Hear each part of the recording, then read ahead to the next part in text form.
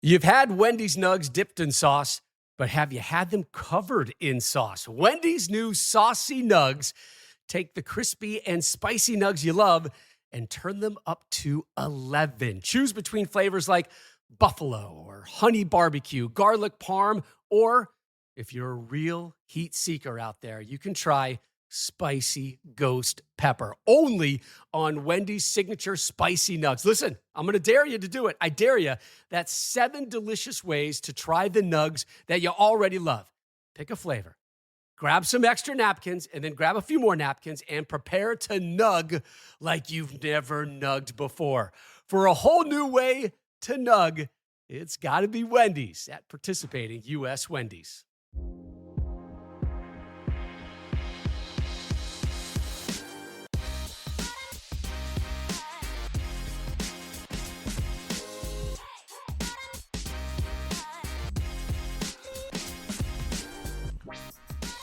From the hills of Strawberry Canyon, I'm Coin Dang, and this is the Golden Bear Cast. Let's go. Go Bears. And welcome back to another episode of the California Golden Bear Cast, a part of the Blue Wire Podcast Network. This is our series of Knowing the Enemy. We've done one every week so far, except for Sac State, because we couldn't find someone that covered Sac State. But we're here with our second Pac-12 opponent of the year in the Washington State Cougars. Always a fun time whenever we play these guys. Something always happens, and it's unexplainable. And I feel like that's the case for a lot of our opponents this year. But I can't say enough about the man who's joined me, Jeff from Coug Center. Jeff, how are you doing this evening? You're too kind. Although I thought we were friends. I didn't think we were enemies, man. I thought we had something going there before we started recording.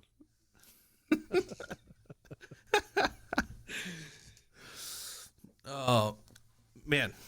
But yeah, how are you? How are you feeling? How are you as a Coug fan doing these days? Well, I feel great because every day is a great day to be a Coug, but my team sucks.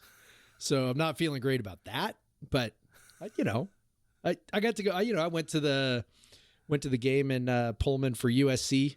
And so I've already made my pilgrimage back to the homeland, and it's beautiful as always over there. And I got some Cougar gold, and I mean, a football team cannot ruin my weekend.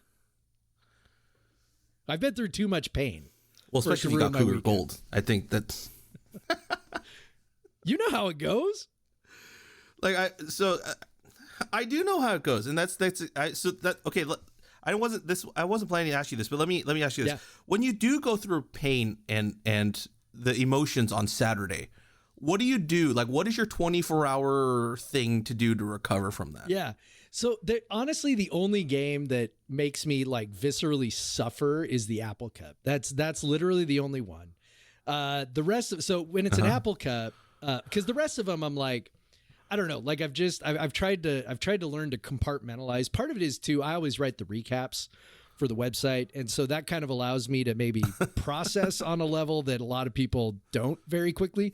So it takes me some time to write up the recap, and then, then I jump on the comments and everybody's, yelling or whatever.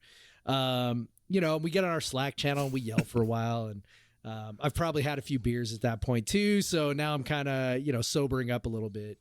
And then I like, part of it is I follow so many teams. Like you and I, we were just talking about our soccer passions, right? So like I follow, Borussia Dortmund, and it's like, well, usually they're good. And, I also have the Sounders, and usually they win. So it's like, usually there's another win right around the corner. So I kind of do that. But as far as the Apple Cup goes, it really comes down, so I watch that game in my basement by myself. I don't watch it with anybody else because I know the pain is going to be too unbearable if anybody else has to share it with me.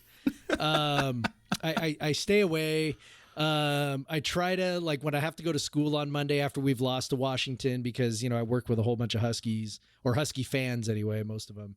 I try to just kind of sneak in and slide into my room and try not to talk to anybody. So that one just takes a little time, to process. So that's kind of my ritual there, is I just try to stay away from people. I used to watch the Apple Cup with my dad, who's a wonderful man and also a Husky fan. And so, and the thing is, he's very kind to me about it. He's not mean. He doesn't torture me, but it's also like, there's also that, that little side smile that he gets, like, and I'm just like, you know what? Fuck you. Oh, sorry. I don't know if you swear on this podcast, but I'm like, I'm going home. No, we're perfectly fine. So, yeah. So that's how I That's do awesome. it. The I key feel like is to everyone have has low a coping expectations, mechanism, right? so. Yeah. Everyone's got a coping mechanism. Yeah. I don't think I've experienced, like we're talking about soccer. Like I'm a Manchester United fan. I don't think I've had a lot of weekends where United and Cal have won on the same weekend. Yeah. So that in itself is like always experiencing loss on any given week. Well, I'm also a Spurs fan. And hopefully fan. the other alleviates the pain of the other one. Yeah. I'm also a Spurs fan, so that kind of oh boy. That balances it out right now for sure.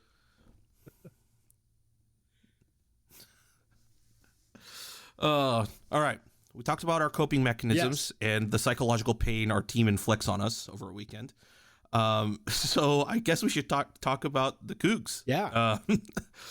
If you insist. Tell me, what are your thoughts on the Cougs season so far? Like, what do you think about the season so far, how they've gone and how they've done, how they performed? Yeah, it sucks. They stink. They lost to Utah State and, bounced back with a convincing win over, FCS Northwest. So that was great. And then, got curb stomped by USC and then went out to Utah. Utah made every mistake you could possibly make and still beat us by double digits. So it's not good. Things are going badly. And I know we're going to talk about this too, but off the field's not any better. It's just, it's been a real frustration. I came into the year, part of the reason why I can sort of laugh about it is because, I came into the year thinking they probably weren't going to be very good. I kind of thought when we did our predictions at the beginning of the year, I predicted 4-8. And I just kind of thought, looking at sort of the Mike Leach, formula. So he would have these great offenses and generally below average defenses. And then it would kind of, the years when they were quite good, usually they were able to pair a really good offense with also a pretty good defense. That didn't happen super often, right? 2018 is kind of the big one, right? With Minshew. And so I looked at this year and I went, okay, so the last 2019. So, we kind of take 2020 and throw it out, right? 2019 is, where they had probably Leach's best offense at WSU. Maybe Leach's best offense ever. I mean, even considering some of those ones at Texas Tech, like the offense did not get its due that year because the defense was so horrendous. And so for this year, I'm thinking, okay, well, is the offense going to be that good? Like I couldn't see it. The quarterback situation was up in the air and I just didn't think it. They had lost some wide receiver talent. Lost some experienced linemen. And so I just kind of went, I just can't see the offense being like a top 10 offense, top 10 nationally, right? Can't see that.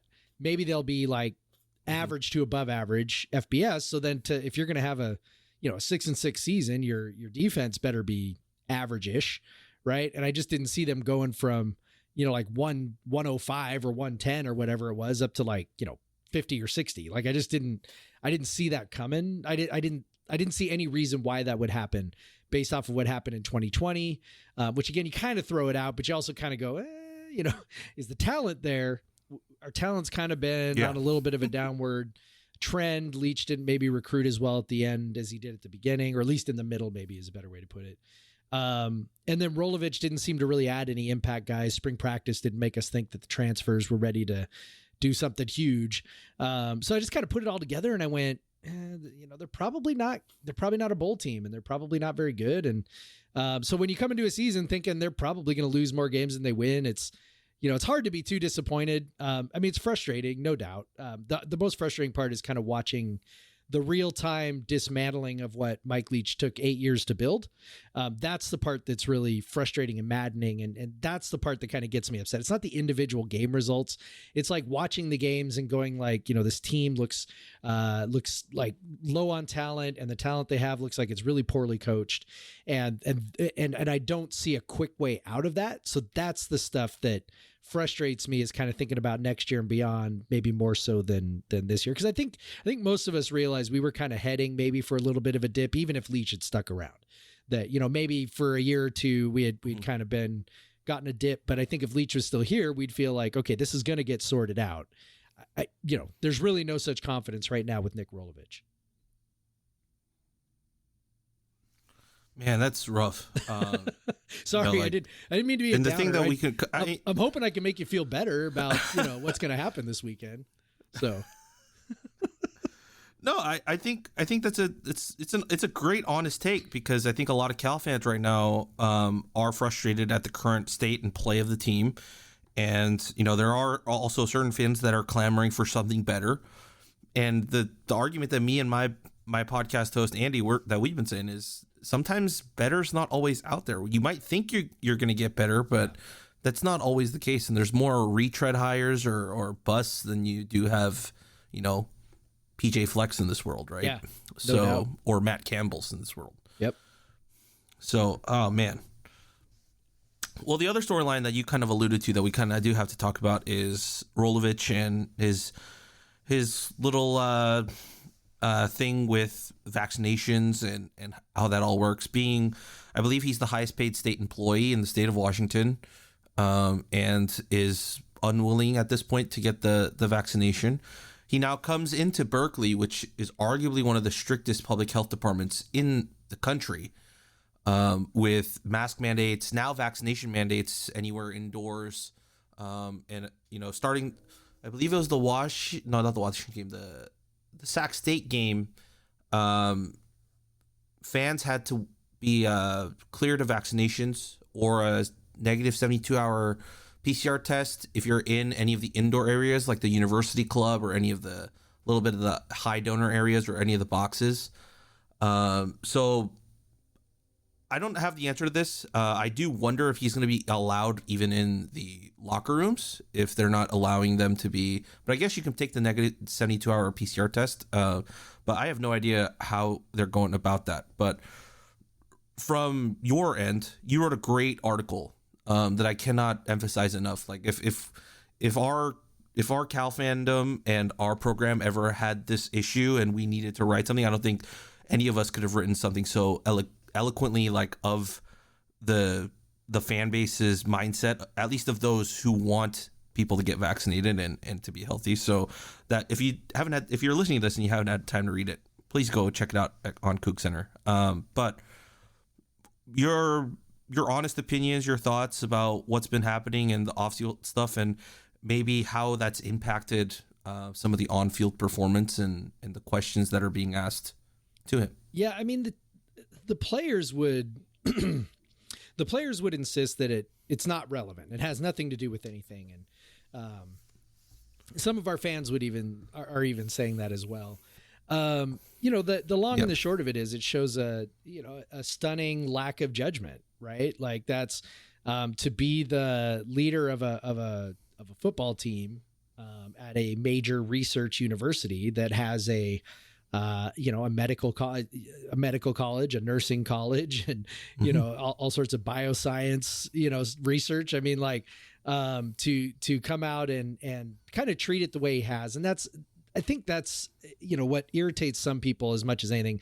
It's not me. My biggest hang up is, to not get vaccinated is fundamentally a lack of empathy for the people around you, right? Like that's the part that makes me angry, because I'm like, I got kids, and I got a 9-year-old who can't be vaccinated, and Delta's putting children in the hospital, and like, can we please just all get vaccinated and take care of ourselves and take care of each other, and we'll just we'll get this thing over with and we'll move on with life.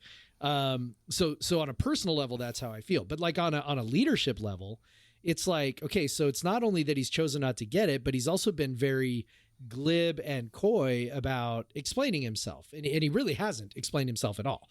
Like, he's mostly just said, yeah, it's a personal decision. I don't intend to talk about that, and I intend, and we're also dealing with up here. Also, you mentioned California's, COVID measures, COVID policies. We're dealing with a thing up here where the governor said all state employees have to be vaccinated by October 18th, and he falls under that. So, he's been facing questions for weeks now, like, hey, are you vaccinated yet? And he's like, oh, I'm not really going to talk about that. I intend to comply with the governor's mandate.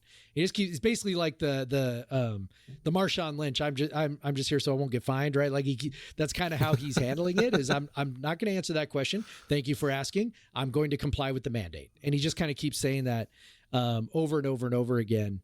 And we are fairly certain that he hasn't moved toward getting vaccinated because the president, the school president, alluded to it in a meeting with the faculty senate. He didn't say it by name, but everybody knew who he was talking about. Said that he wasn't vaccinated, and then we had a little thing online on Twitter where one of our fans said, hey, I heard a rumor that he was vaccinated, and then Rolo's mom actually jumped in and was like, don't believe everything you heard, and we're like, great, this is the world we live in now, where the $3 million coach's mom is jumping on Twitter to tell us that her son has not been vaccinated. And her likes and mentions are a tour de force in certain beliefs that, most people wouldn't agree with. So it's kind of all of that. There are a lot of people who want to try and separate the on-field results from this issue.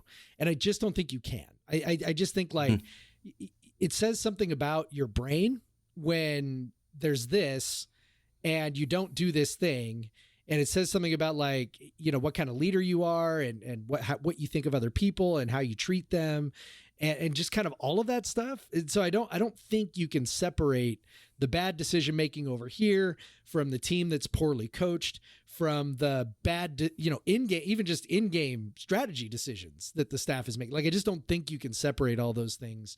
They all seemed wrapped up together. Our fans are pretty much united that him not being vaccinated is really terrible. When I wrote what I wrote, so I think, I don't know, I think you probably know this. I don't know how many of your fans know this, but WSU is located in a very rural area. It's a land grant school, so it's kind of out in the corner of the state, Eastern Washington. And they got an agriculture program, the whole 9 yards out there. Cosmic Crisp apples, if you found those yet, those are creations of WSU. Rainier cherries, creations of WSU. We love our fruit, right? And so I anticipated when I wrote this thing that I was going to get a lot of pushback because I figured, we got a lot of people in, a pretty red part of the state. So I kind of thought we might do that, but it actually was really the opposite. Pretty much, it wasn't universal, but it was pretty overwhelming support. And that sort of jives with kind of everything that's happened since, WSU's got 90+% of their students vaccinated. Rolovich is really standing on an island on this. And that's the part that, he's dug in on this position that's just untenable. And again, if you're talking about somebody's leadership, an inability to sort of calculate the game, that's what it looks like right now, is he is sort of badly miscalculated and is so far dug in that he's not going to come out. And none of that reflects well on his ability to lead a Power 5 program going forward.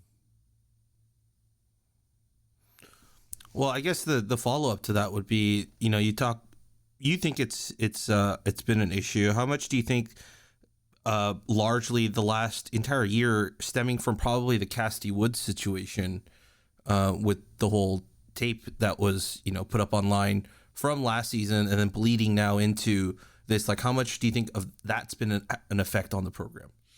I think it's all, I'll just go back to what I said, which is I just think it's all related, right? This is all just poor leadership, poor decision-making, poor ability to sort of manage these different situations and understand what the repercussions are going to be from handling it a certain way. I don't know how much of that is, he comes from Hawaii. He has spent his entire coaching career in the Mountain West. It's been at Hawaii or he had a brief, stop as an offensive coordinator at Nevada, right? It's that's literally his entire coaching career. So I don't know how much of it is from, maybe operating a little bit out of the limelight. Hawaii is kind of its own little thing out there on the islands. To come into a program like this where maybe you can't handle things the way you're used to handling things. He just seems to lack a lot of savvy, and he doesn't seem like a bad guy. I think that's important to point out too. Sometimes people will try to, essentially try to it's either all one way or all the other, right? They're either a great guy who does everything right, or they're a horrible person who does everything wrong. And it's nobody's like that. I don't think he's necessarily a bad guy. I just think maybe he's not very smart to be honest, for lack of a better term, and not very savvy. And he has created a situation for himself through all of these different things. The Cassidy Woods thing, which, I torched him over at the time, I thought was, not a good thing to do. He is just, and a lot of players ended up transferring, and it was just kind of like, there's a lot of warning signs, and, so here we are now. Well, I mean, we feel for you as a Cal fan with administrative issues. I appreciate that. So yeah, but it's definitely something to keep an eye on, like across the board, and how I honestly think this might set a precedent for how you hire coaches now, where you do have to kind of maybe look into how they're going to handle situations that go off the field a lot more now, with just how everything's transpired, not just at Wazoo, but just in college football as a whole. Yeah. Over not only the Black Lives Matter movement, but also the NIL stuff, and then, well, that's kind of taking care of itself, but with also the coronavirus issues. So yeah, it's definitely interesting, and I thank you for your honesty. No problem. All right, let's talk about the team. Let's talk about what we're going to see this coming Saturday. All right, so we'll go through our general questions that we always ask for any of these preview podcasts. Let's start at the top. Which player on offense should Cal fans know about? Yeah, I mean, I think that it comes down to probably Max Borghi, I think, if he's going to play. So he has had some real injury issues the last couple of years, and he didn't have any before that. He was very durable. Had a little back issue last year, and they kind of kept him out conservatively because it was kind of a fake season anyway. And then this year, he kind of got dinged up a little bit against USC, something with his leg. I don't think it was major, but I think he came limping off the field at one point. Didn't quite look the same after that. And then looked pretty good on Saturday through the first quarter until he got tackled very awkwardly. Looked like the sort of thing that could have dislocated an elbow, but I think it just turned out maybe to be a sprain. So Rolovich did say today, which this is, by the way, the one refreshing thing about Rolovich, he'll actually talk about injuries. He's not like Leach where everybody's happy and healthy. Nice. So that part's kind of nice. Apparently he's trending toward playing. So that would be the big one. And I guess, maybe 1B would be, and I kind of stayed away from this just because I guess everybody could pick the quarterback, but our quarterback situation is kind of a mess. Sophomore Jaden Delora is our best quarterback. He's dynamic. He's a dynamic runner. He's an okay thrower, but he kind of makes things happen with his feet. And so if he plays and if he's full strength, then that would be a really, really big boost for Wazoo. If he plays and he's got a big bulky knee brace on, that might not be great because he really does need to move. He's a dynamite athlete. If he doesn't play, then the starter is probably Jarrett Garantano again, Tennessee transfer who was quite bad against Utah last weekend. And who knows, maybe he'll mess with everybody and start Cameron Cooper, who's a former Elite 11 kid who's just never really seemed to put it together. I don't know. Rolovich seems to like to keep people guessing. When Delora got hurt against USC, it was a fourth string walk-on who came in and finished the game. So who knows? He's just whatever works. I guess. Whatever works. Except it doesn't work, but whatever. The flip side of that question, which player on defense should Cal fans know about? Yeah, so I think on this one, Jalen Watson is kind of the big one. He's a stud at corner. He basically takes away half the field. Whoever he's covering is pretty much locked down. The only guy who's really gotten the best of him, so he transferred in last year, JUCO transfer, committed to USC twice. Once out of high school, ended up going JUCO route. Committed in JUCO, ended up not signed with us. And he's really, really, really good. The only guy who's gotten the best of him so far is Drake London, which, that happens to a lot of people. So that game, and I think he was coming off an injury, so I think he might have been still a little bit dinged up in that one. But had a great game against Utah, which, not a huge shock there. Utah's not a great throwing team, but he is very, very, very good. And then if I was to say kind of 1B would be Ron Stone. He's maybe more of an X factor He's a guy that we heard a lot about at defensive end as a guy who might break out, who, the coaches expected something out of. He really was very, very quiet through the first 3 games, had a huge game against Utah, like defensive player of the week kind of stuff. Had WSU won the game, right? Because you don't get that award if you don't win.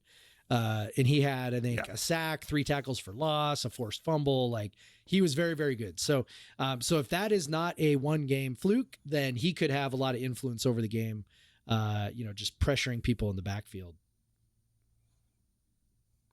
Got it. All right. Well, you kind of alluded to it, but who's maybe 1 or 2 guys you think that are under the radar guys or X Factor guys that could probably swing the game in your favor? Man, I have the questions in front of me. I should have held that one back. I should have known that.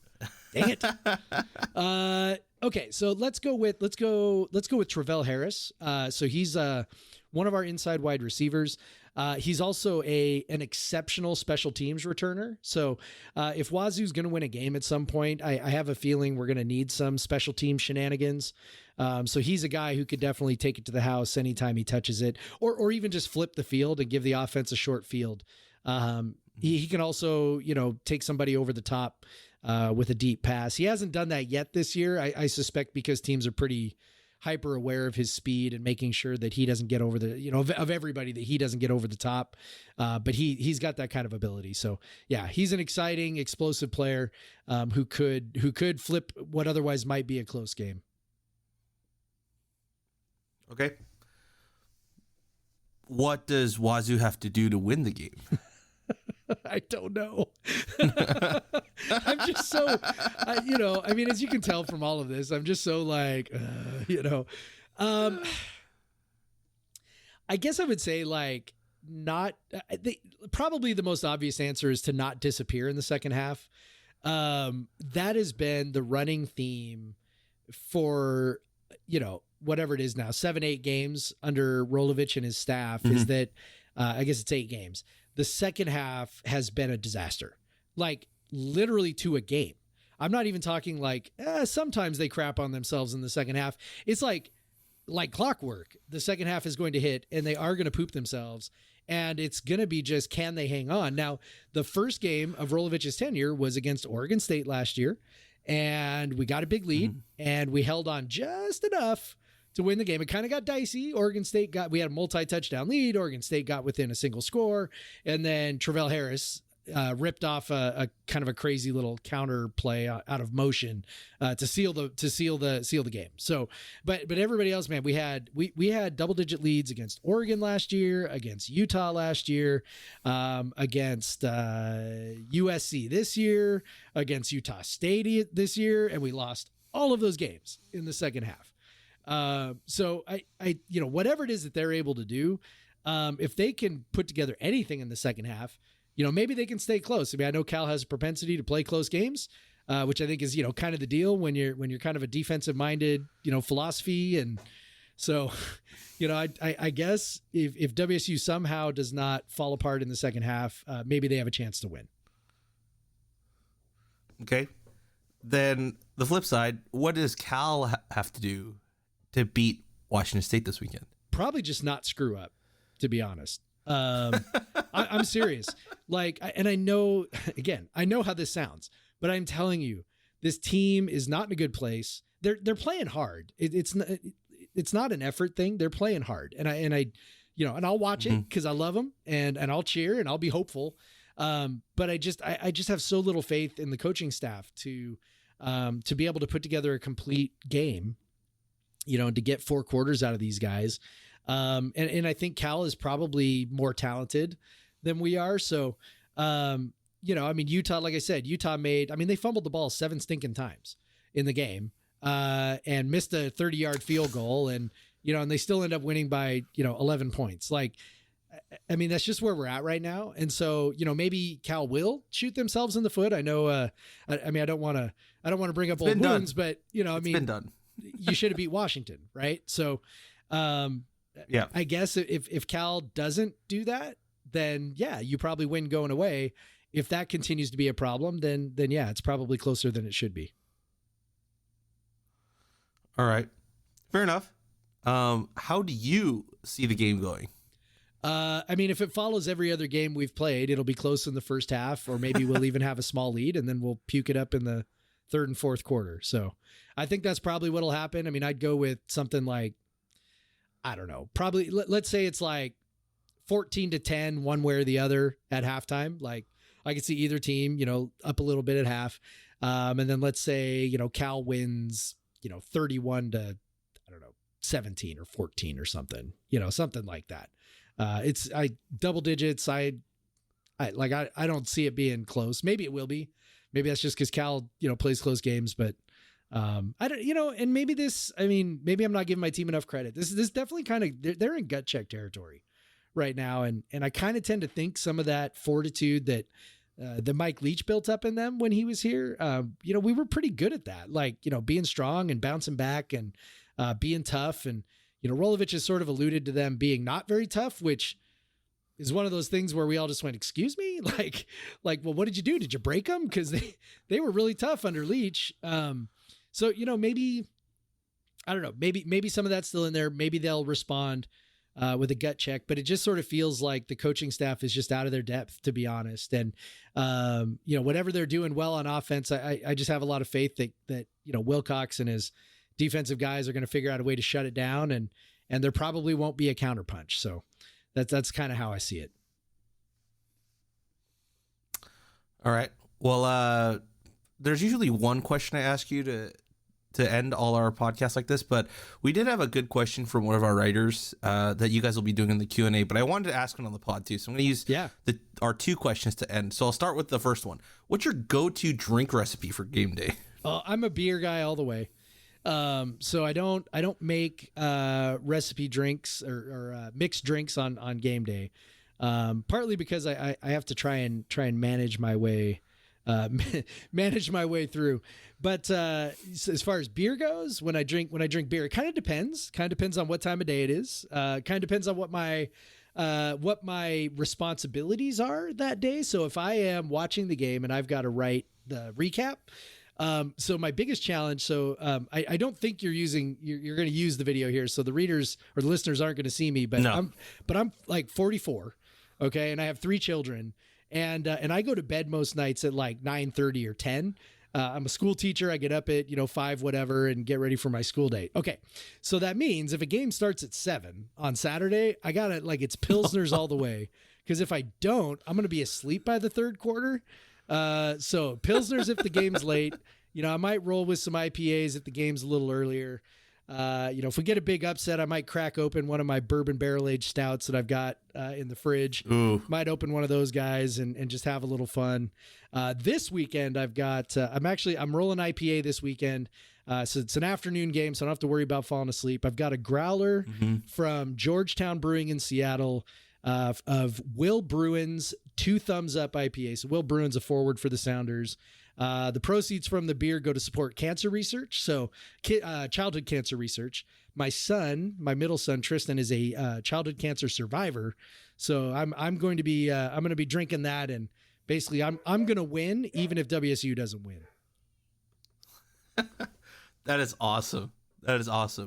You know which beer to get now if we all go to Washington. That's the one we got to get. Cannot go wrong with Georgetown, man. They make some great beer. I don't know if they distribute to the Bay Area, but if you ever do, Bodhisattva is great. Orange can, Lucille IPA is great. Green can, their Rogers Pilsner's awesome. Silver can. So yeah, they do great stuff. Yeah, and they're always involved in raising money for different things. They partnered with Pearl Jam up here when they came up and raised money for homelessness, did their concert a few years ago, made a special beer with them, and awesome. They sold tons of that beer. So, and Manny's Pale Ale, that's the other one they do. So they're pretty famous for that one. I'm gonna have to write all these down now. Yeah, I'm definitely gonna forget. I'll send them to you. Now we have, and now we have this podcast to forever remember them by. There you go. You can always just pull it up and fast forward to the end. This is true. All right, the last one I gotta ask you before we end. Whom do you most want to punch in the face? We don't condone violence on this podcast, but if you were to figuratively punch, like in your dreams, someone in the face, who would it be? Yeah, it'd be Nick Rolovich. Like figuratively, of course. Not figuratively. Not for real, but figuratively. Yeah. And you know what? And honestly, I mean, maybe I've already kind of done that with what I wrote. I mean, some might take that as a punch in the face. I'm not sure. But you know, yeah, that would be my answer. I would just want him to like, just get the vaccine, man. Just get the shot, get the shots. The pokey poke doesn't hurt too much. Your arm's sore for a couple days and it's all right. I promise. It's okay. You'll live. There's no microchips. There's no microchips. It's not going to change your DNA. You'll be all right. You can still coach football. It's really not worth throwing away a career over. I promise. And there it is. That's the best way I could think of to end a podcast. Jeff, thank you for coming on. Where can people find you on the internets and the interwebs and all of your written stuff on the interwebs? Yeah, all right. So let's see. I write at cougcenter.com with a whole bunch of other really, really talented dudes. And one dudette, Emma, who's our lovely writer there. And then also you can find me on Twitter at Pod vs Everyone, Pod versus Everyone, which is the name of our podcast versus Everyone, part of the Coug Center podcast network, SB Nations, whatever. I don't know. If you search Coug Center on podcasts, you'll find it. Yeah, and I think that's it. If you really, really want to be friends with me, I suppose you can find me on Facebook, but I'm only on there, I don't know, once every couple of months. So. Might take me a while to get back to your friend request. Don't tell Zuckerberg. All right, that's it. You know where to find the Washington State guys. They're awesome. I highly recommend go checking out their website and all of their pre stuff and everything they've written for the Cal game this week as well. And with that, as always, go Bears. Go Bears.